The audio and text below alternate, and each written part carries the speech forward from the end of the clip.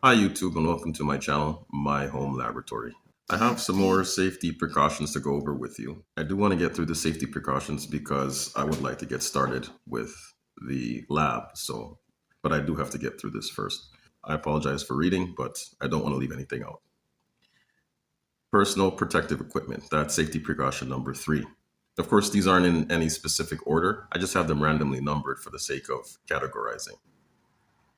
So personal protective equipment. It is recommended that you wear goggles in case of splashes, gloves to protect your hands, a mask, and a lab coat. If you already wear glasses, that would be enough, then you don't need goggles. You can avoid using gloves, but if you do avoid using gloves, just remember that after your labs, you should remember to wash your hands for at least lather for at least 30 seconds. The mask is good for 2 reasons. The first reason is in case there are aerosols, you don't want to be inhaling any of them. And the second reason is because you don't want to contaminate your work. Often our work gets contaminated because we are breathing on it. So we end up with microorganisms growing when we don't want them to. And last is the lab coat. While an actual white lab coat like this isn't necessary, it is necessary to have clothing that you leave specific to the laboratory. Having specific laboratory clothing will ensure that if there are any splashes on your clothing, you don't carry them away from your laboratory. Safety precaution 4. There's no way around using fire in the laboratory. The Bunsen burner here, this is going to be constantly lit for a lot of the applications for the reasons that we want to keep our work as sterile as possible.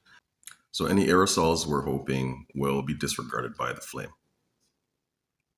In most labs, they have fireproof equipment like the benches, the cabinets, the chairs, the floors. This is one of the reasons why I moved my laboratory to the garage so that I have it set up by the cinder blocks and there's also a concrete floor. If you do not have the luxury of a fireproof place, I do urge you to take the precautions by buying fireproof or fire retardant equipment. There are mats and blankets that you can buy on Amazon.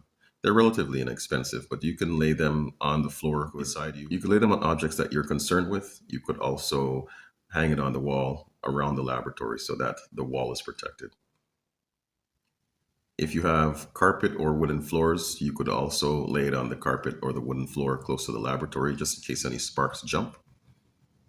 Also, since the laboratory does require the use of quite a bit of water to make slides and also to mix the reagents, many times we have large amounts of water. In the formal lab, we would have the running distilled water, but you could buy a jug of distilled water, and I haven't bought any yet, but I'll show you once I buy it. Even if you don't have the distilled water yet, you could still have a pail of water close by. Fire extinguishers would be very handy, but you could also have a jug of water or you could have a pail of water close by just in case. Hopefully you watched the entire video, but if you did not, I do urge you to go back so you can learn the things that I mentioned. Either way, thanks for watching and please like and subscribe so we can keep positive content on the internet.